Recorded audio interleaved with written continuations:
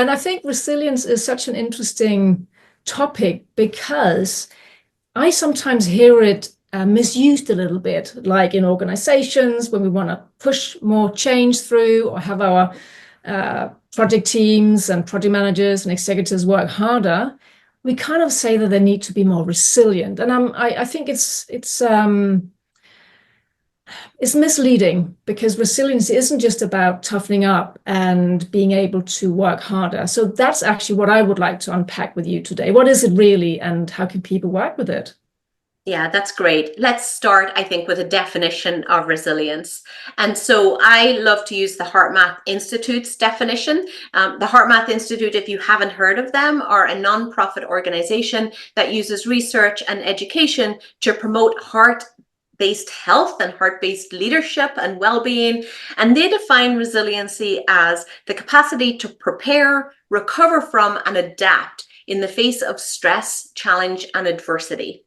So let's say that one again, because that's a mouthful. The capacity to prepare, recover from, and adapt in the face of stress, challenge, or adversity. And so that to me is the ability to bounce back. So, things are going to happen to us, but we are going to be able to bounce back. And personally, I used to think about that resiliency was about how to muscle through, exactly what you said, Susanne, about, how can we muscle through and do more with less? How can we muscle through and just get it done? How can I muscle through and just keep going, regardless of what situation we're in? But I've recently figured out, and even, I've done all this work for many years and read all of these books, but the pennies just continue to keep dropping for me. And I got certified earlier this year to teach the HeartMath Resiliency Advantage program. And as I was doing that program, I was unpacking and learning more about resiliency and applying it for myself. And through that work, I realized that resiliency isn't about brute forcing it. It's not about surviving against all odds.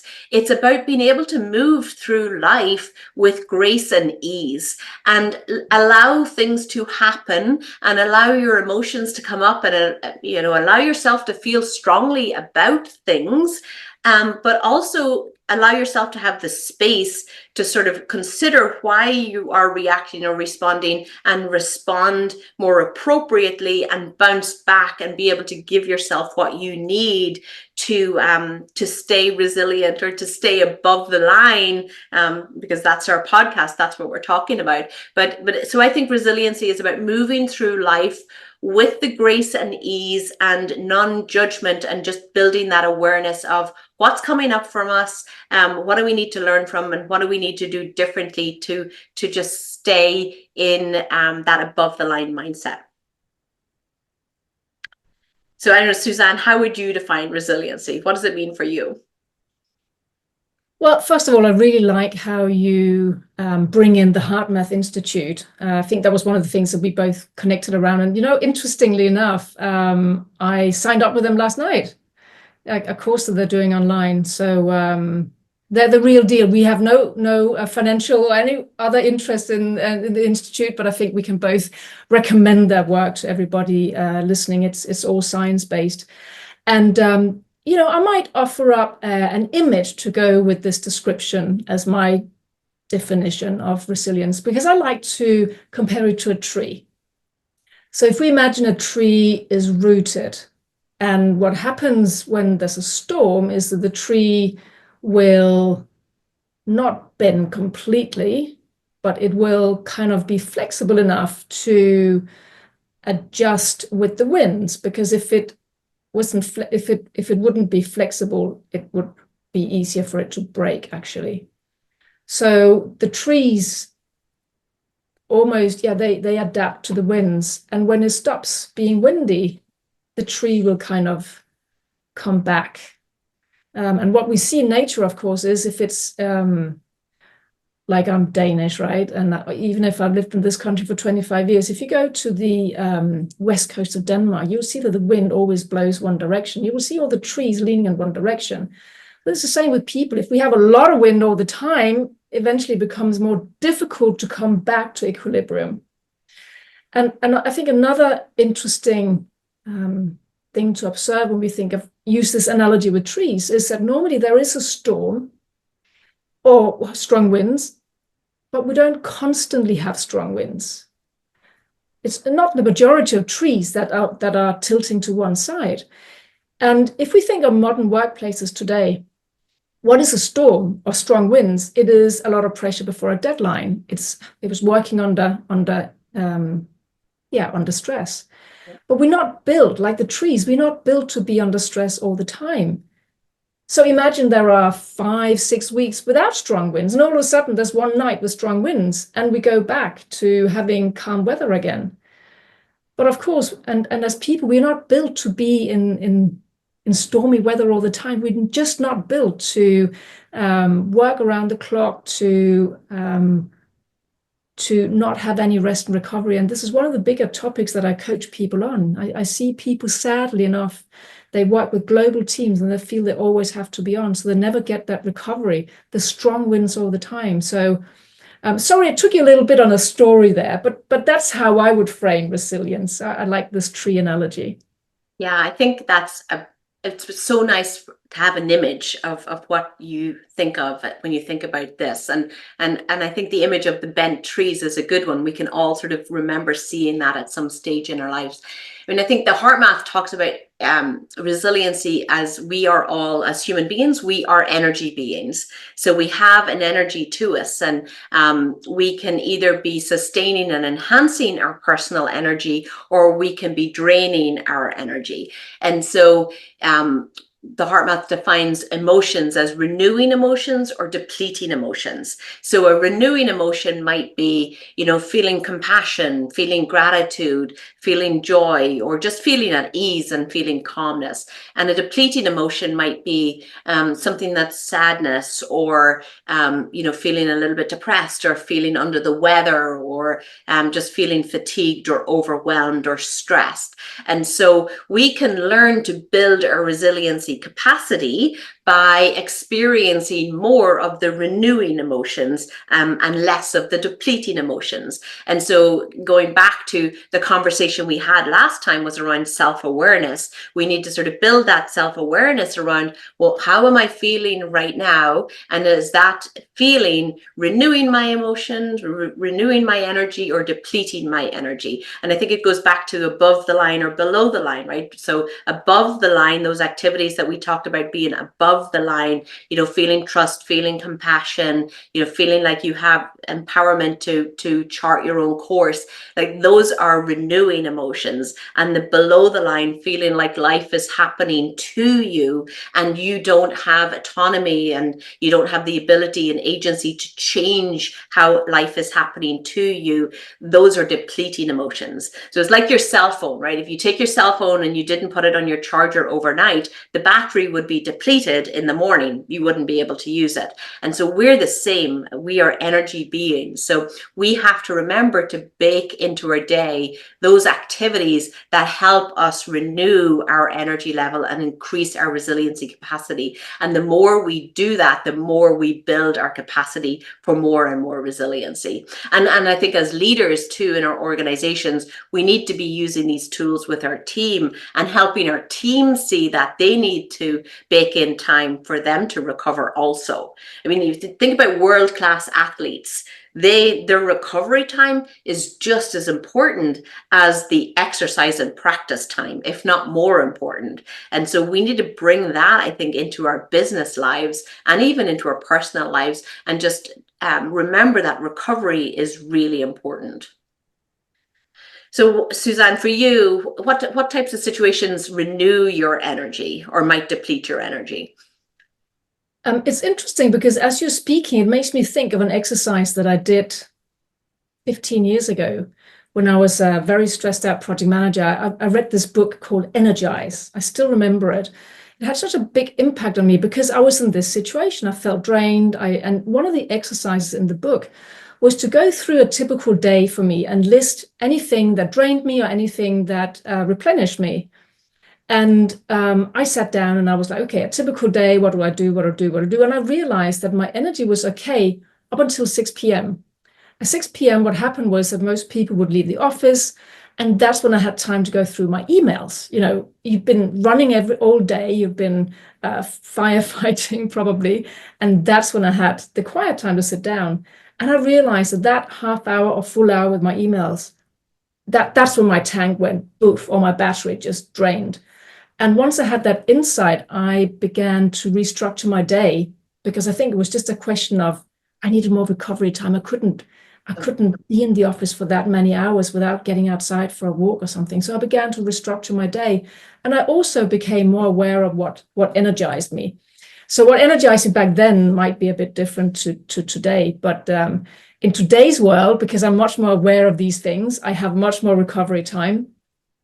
But I can still get drained if I get short-term requests that change. You know, if I'm about to travel somewhere to deliver a workshop and they change the requirements, or they change the number of attendees or something like that, you know, that can kind of I can tend to find that draining. And I think that's the same for perhaps many people who listen. If we get these short-term or changes that happen with short notice, not short-term, with short notice, that can throw us off. And for me, I have many things in my toolbox that energize me. Luckily, it depends what the season is right now.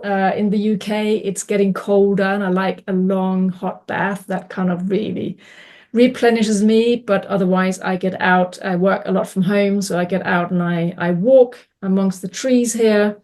Blessed to have many parks in London, so that also energizes me. I watch my self-talk. I have many tools that can help me replenish my energy. And as we've talked about before, the most important is to be aware. Gosh, I feel a bit low now. I need to do something to replenish. I need to do something to charge my batteries. Yeah, so I love that point, right? So to being aware, because I think what we often do is when we recognize we're low, we walk to the kitchen and we grab another cup of coffee and we feed ourselves more caffeine to keep going and keep charging forward. But at those low points, you actually have to sort of step back and take a true recovery time, which might be just as simple as getting outdoors for 5 minutes and doing an exercise that we're going to share with everybody today. It doesn't have to take an hour. You don't have to go off in the middle of your day and take a long walk or take a bath, right? You can reset really simply during the day. And so I love to get outdoors too. And I do notice for myself, because I work from home mostly, if I just walk into my office and I haven't been outdoors, by mid-morning, I'm starting to feel a little bit antsy and feeling a little bit low energy, and I'm missing sort of that fresh air. And so sometimes I'll go out mid-morning and have a walk as well.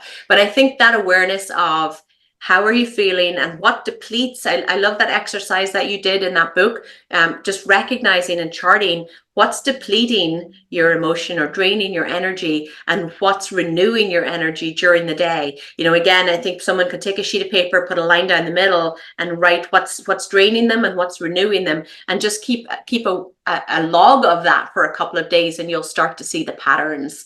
So I want to share another sort of view on resilience from the HeartMath Institute. So they talk about 4 primary domains of resilience: physical flexibility, mental flexibility, emotional flexibility, and spiritual flexibility.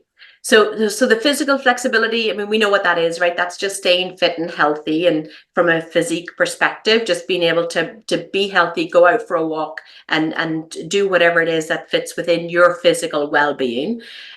Emotional flexibility, that's the recognition of depleting versus renewing emotions and being able to self-regulate, recognize when you might be feeling low, recognize when you might be triggered, and sort of inject some space there to respond and not just react. That's emotional flexibility. We also can talk about that and know that as emotional intelligence sometimes.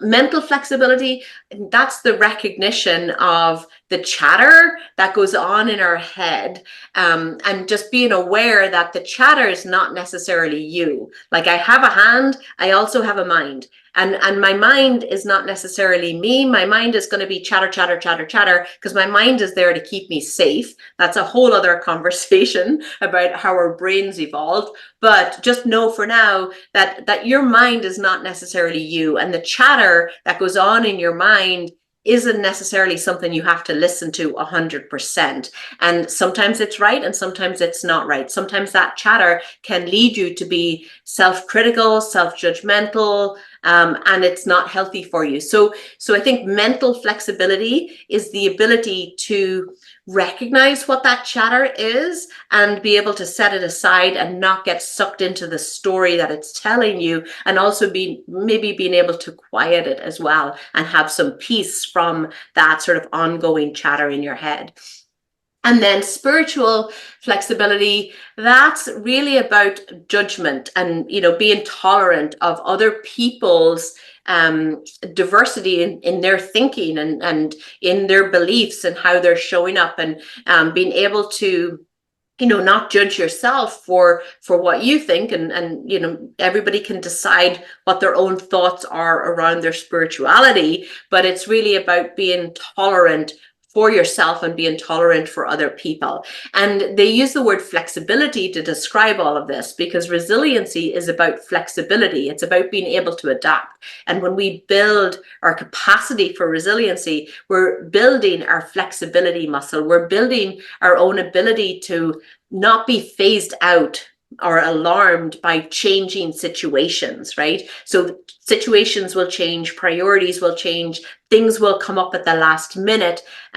You can navigate your way through those with resiliency by not necessarily reacting to them, but you can notice it and go, oh, interesting, that really annoys me. I'm wondering, why do I get annoyed at that? Like, why, oh, it is what it is. Can you move into okay, it is what it is, I'm just going to adjust. And so that's I think the capacity for resiliency is building your capability to be more flexible in the face of things that are changing around you, and not let them take you out, and be able to just maintain your balance and your grace and your ease, and not be sort of drained and fatigued by the things that come up. So that's a lot. I like those four areas. Maybe I'll just recap for people. So we have the physical resilience, we have the emotional, the mental, and the spiritual. That's very comprehensive. I really think that's great. I mean, in my work, when I work with people, I often distinguish between where is the emotion and what is the thought. I don't tend to work with people on the physical, right? Or maybe I should, but yeah, that's very, very helpful. And I hope people got those 4 different parts.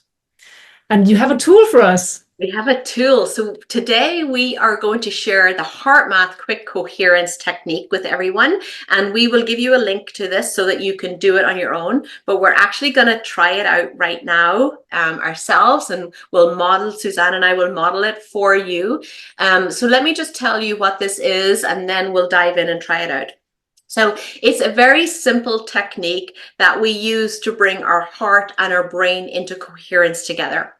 And what people might not know is that your heart rhythms dictate how you feel throughout all of your body. And if your heart rhythms are in this mode of balance, and you're feeling appreciation, it's like being in a car where you're in cruise control, right? Over here in the States, everybody drives automatic cars. You can shift them into cruise control and you can just go. So when you're in a coherent heart, you're in cruise control.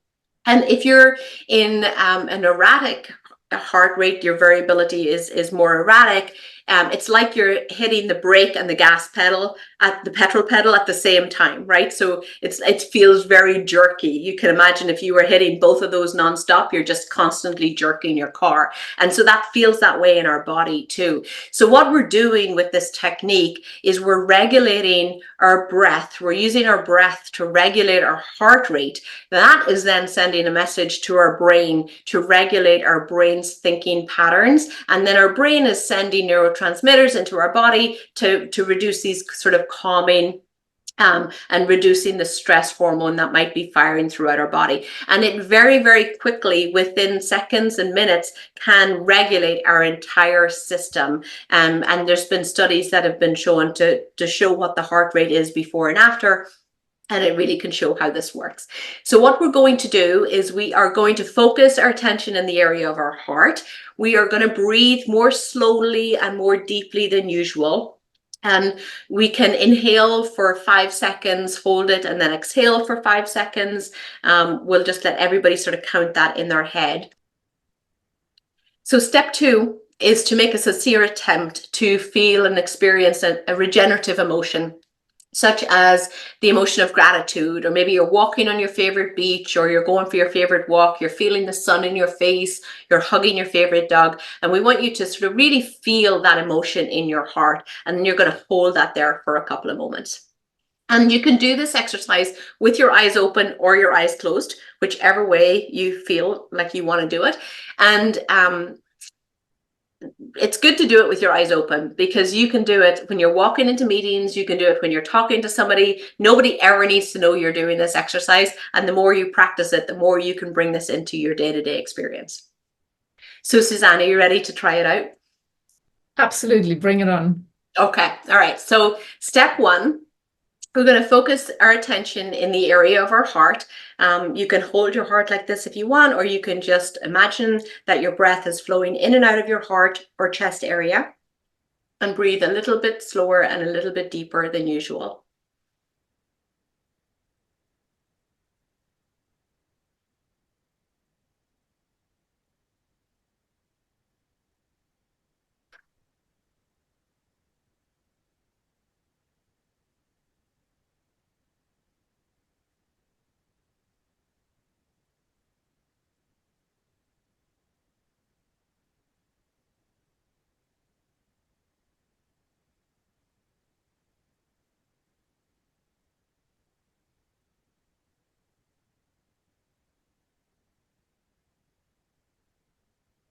Now take a moment to experience regenerative feeling, such as appreciation or care for someone or something in your life, and feel that in your heart.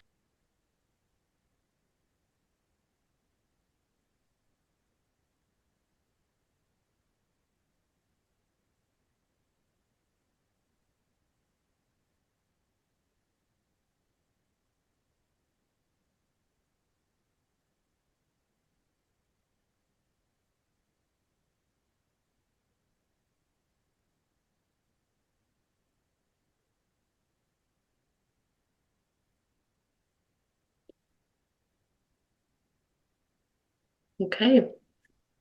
So how do you feel after that quick exercise, Susanne?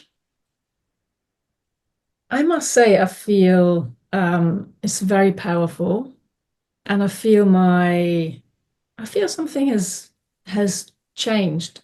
I was not in a stressed out state before, because I've been speaking to you and feeling quite comfortable. But I must say, I feel, oh, and I even forgot that we were like recording, so I was very calm, and yeah, it's calming. It's beautiful, and bringing to mind something or somebody I feel appreciation for, that just stepped it up a notch, and so I feel very, very even more peaceful and calm. It's powerful stuff.